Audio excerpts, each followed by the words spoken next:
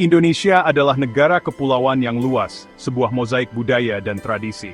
Di bagian barat Pulau Jawa, di antara pegunungan yang subur dan dataran yang makmur, hiduplah masyarakat Sunda, penduduk asli Tatar Sunda. Identitas mereka sangatlah melekat pada tanah, dengan gunung dan sungai yang dianggap suci dan pemberi kehidupan. Hubungan ini membentuk filosofi mereka tentang harmoni dengan alam dan sesama. Kisah Sunda adalah kisah ketahanan, dari kerajaan kuno hingga perjuangan melawan penjajah. Warisan mereka hidup dalam bahasa, tradisi, dan semangat yang terus menginspirasi.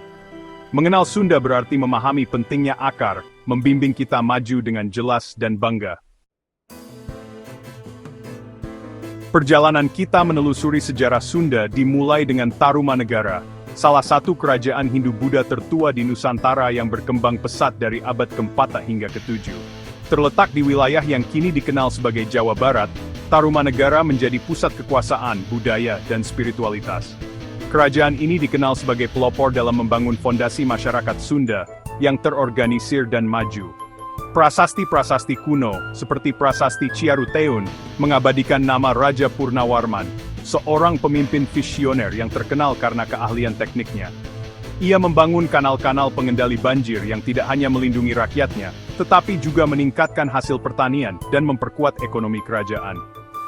Tarumanegara meletakkan dasar peradaban Sunda, dari sistem pertanian yang maju, perdagangan yang berkembang, hingga masyarakat yang terorganisir.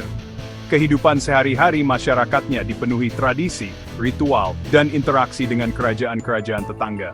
Namun, seiring waktu, pengaruh Tarumanegara mulai memudar. Di pedalaman, Kerajaan Galuh bangkit sebagai penerus, membawa semangat dan identitas Sunda ke era baru.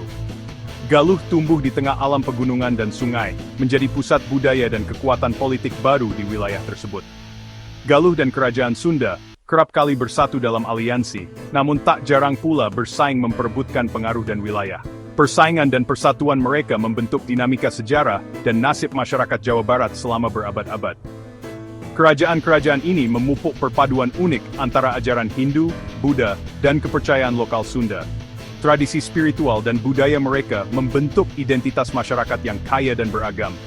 Kisah-kisah mereka bukan sekadar catatan sejarah, melainkan juga mitos, legenda, dan fondasi nilai-nilai masyarakat Sunda yang diwariskan turun-temurun hingga kini. Dari sinilah bermula peradaban Sunda yang bangga, berakar kuat pada tradisi dan bertekad menempuh jalannya sendiri di tengah perubahan zaman. Kerajaan Pajajaran, yang berdiri megah dari abad ke-14 hingga ke-19, menandai zaman keemasan peradaban Sunda.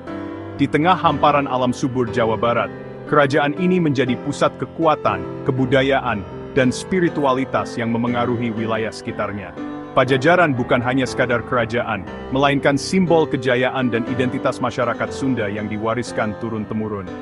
Dibentuk dengan menyatukan dua kerajaan besar, Sunda dan Galuh, Pajajaran berhasil menguasai sebagian besar wilayah Jawa Barat, Banten, hingga Jakarta.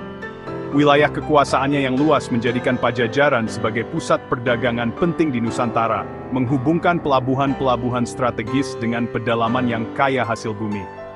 Penguasa legendarisnya, Prabu Siliwangi, dikenal sebagai Raja Bijaksana yang membawa Pajajaran menuju puncak kemakmuran. Ia membangun ibu kota baru di Pakuan Pajajaran, memperkuat sistem pemerintahan, serta mendorong kemajuan perdagangan, pertanian, dan seni. Di bawah kepemimpinannya, Pajajaran menjadi kerajaan yang disegani dan dihormati. Hindu berkembang pesat di samping kepercayaan asli Sunda, menciptakan perpaduan spiritual yang unik dan harmonis. Upacara keagamaan, seni arsitektur, dan tradisi lokal berpadu, membentuk identitas budaya yang khas dan memperkaya kehidupan masyarakat Pajajaran. Naskah kuno seperti Sangyang Siksakanda dan Karesian menjadi bukti tingginya peradaban Pajajaran. Naskah-naskah ini mengungkapkan masyarakat yang sangat menghargai etika, pengetahuan, dan keseimbangan hidup. Pendidikan, sastra, dan filsafat berkembang pesat, mencerminkan kecintaan masyarakat Pajajaran terhadap ilmu dan kebijaksanaan. Warisan Pajajaran tetap hidup dalam ingatan, seni, dan kebanggaan Sunda. Tari-tarian tradisional, batik, kerajinan tangan, serta situs-situs bersejarah menjadi pengingat akan kejayaan masa lalu yang terus dirawat dan dilestarikan oleh generasi penerus. Kisah-kisah era ini diceritakan kembali dalam wayang golek, pantun Sunda, dan dongeng rakyat. Melalui seni pertunjukan dan sastra lisan, nilai-nilai luhur Pajajaran diwariskan dari satu generasi ke generasi berikutnya, menjaga semangat dan identitas budaya Sunda. Pajajaran tetap menjadi simbol keunggulan budaya, kedaulatan, dan persatuan masyarakat Sunda. Monumen, parade budaya, dan perayaan adat menjadi wujud penghormatan terhadap warisan leluhur yang tak lekang oleh waktu. Semangat Pajajaran terus menginspirasi identitas Sunda hingga kini, membangkitkan rasa bangga dan cinta tanah air di hati generasi muda, serta memperkuat jati diri masyarakat Sunda di tengah perubahan zaman. Abad ke-15 menjadi saksi perubahan besar di tanah Jawa Barat. Di tengah arus kebangkitan Islam, Banten yang sebelumnya hanyalah bawahan dari kerajaan Pajajaran, perlahan-lahan bertransformasi menjadi sebuah kesultanan yang kuat dan berpengaruh. Kota pelabuhan ini berkembang pesat, menjadi pusat perdagangan dan penyebaran agama baru yang membawa perubahan mendalam bagi masyarakatnya. Pertumbuhan Banten tidak lepas dari peran tokoh-tokoh besar seperti Sunan Gunung Jati yang membawa visi baru dan memperkuat posisi Banten di antara kerajaan-kerajaan lain. Di bawah kepemimpinan mereka, Banten jadi pusat intelektual dan spiritual, menarik para pedagang, ulama, dan pelajar dari berbagai penjuru Nusantara dan bahkan mancanegara.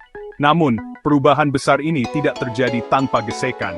Konflik dengan Pajajaran pun tak terelakkan, menjadi simbol benturan antara dunia lama dan baru, antara tradisi Hindu-Buddha yang telah berakar selama berabad-abad, dan gelombang Islam yang semakin kuat. Peralihan ini membawa ketegangan, namun juga membuka jalan bagi lahirnya identitas baru di wilayah tersebut. Jatuhnya Pajajaran pada tahun 1979 menjadi titik balik sejarah. Runtuhnya kerajaan Hindu-Buddha terakhir di Jawa Barat, menandai berakhirnya satu era dan dimulainya babak baru di bawah panji Islam. Situs-situs kuno dan peninggalan budaya lama perlahan-lahan ditinggalkan, namun jejaknya tetap membekas dalam ingatan kolektif masyarakat. Setelah keraton Pajajaran bubar, simbol-simbol sakral dan pusaka kerajaan pun dibawa ke Banten. Artefak-artefak ini menjadi lambang kekuasaan baru, sekaligus penghubung antara masa lalu dan masa kini. Museum-museum di Banten kini menyimpan warisan tersebut sebagai pengingat sejarah panjang yang telah dilalui.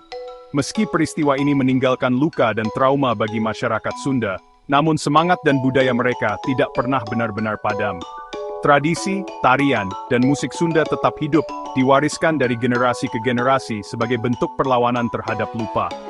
Islam memang menjadi agama dominan, namun bahasa Sunda, seni, dan nilai-nilai luhur tetap bertahan dan berkembang. Karya seni, batik dan sastra Sunda terus diciptakan, memperkaya identitas masyarakat Banten dan Jawa Barat. Bahkan, Kesultanan Banten sendiri pada dasarnya adalah kerajaan Sunda yang telah beradaptasi dengan zaman. Para sultan dan bangsawan Banten tetap membawa darah dan tradisi Sunda dalam kehidupan sehari-hari mereka.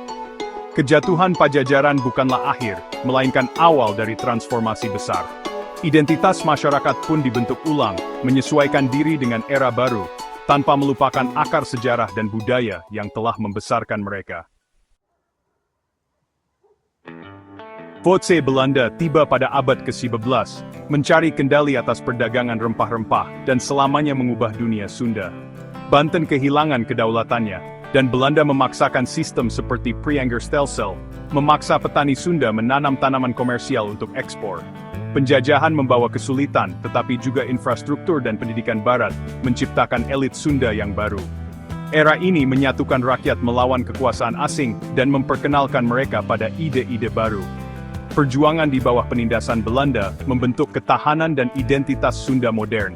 Meskipun dieksploitasi, budaya Sunda beradaptasi dan bertahan. Pengalaman-pengalaman ini menjadi dasar bagi peran mereka dalam perjuangan kemerdekaan Indonesia. Penjajahan justru memperkuat semangat kemerdekaan Sunda. Pada abad ke-20, pemimpin Sunda seperti Dewi Sartika dan Oto Iskandar-Dinata memperjuangkan pendidikan dan nasionalisme. Seniman dan penulis membangkitkan kembali kebanggaan Sunda, menggunakan budaya sebagai perlawanan. Bandung Lautan Api melambangkan pengorbanan tertinggi mereka untuk kebebasan. Kontribusi Sunda sangat penting dalam membentuk kemerdekaan dan identitas Indonesia. Kemerdekaan memungkinkan budaya Sunda untuk berkembang. Bahasa Sunda yang dituturkan oleh jutaan orang, diajarkan di sekolah-sekolah dan berkembang di media serta daring. Penulis dan penyair modern melanjutkan tradisi sastra yang kaya, menjelajahi tema-tema baru dalam bahasa ibu mereka. Komunitas sastra memupuk bakat dan menjaga bahasa tetap hidup. Bahasa dan sastra adalah wadah identitas Sunda. Dengan merangkul bahasa mereka, masyarakat Sunda mesti budinggerelka. Seni Sunda adalah tradisi yang hidup. Wayang golek, musik gamelan degung, dan ansambel angklung. UNESCO mengakui angklung sebagai warisan dunia, menyoroti nilai budayanya. Upacara seperti Serentahun merayakan panen dan mempererat ikatan komunitas. Tari, seni bela diri, dan musik menghidupkan pernikahan dan festival, berkembang setiap generasi. Seniman kontemporer menafsirkan kembali tradisi, menjadikannya tetap relevan. Sama says, "Unju sturka ban, it's all soldered mentan." Kisah Sunda adalah kisah ketahanan, kreativitas, dan identitas yang abadi. Melestarikan warisan ini adalah tanggung jawab bersama, berbicara bahasa, mendukung seni, dan mewariskan tradisi. Sunda modern memadukan tradisi dengan inovasi, membuktikan bahwa budaya bisa abadi dan relevan. Warisan bukan hanya kenangan, itu adalah bagian hidup dari kehidupan sehari-hari. Dengan merayakan dan mengembangkan budaya mereka, masyarakat Sunda memperkaya keberagaman Indonesia. Warisan ini adalah sepultan inspirasi bagi generasi. Ini adalah warisan kita. Ini adalah nikah kita.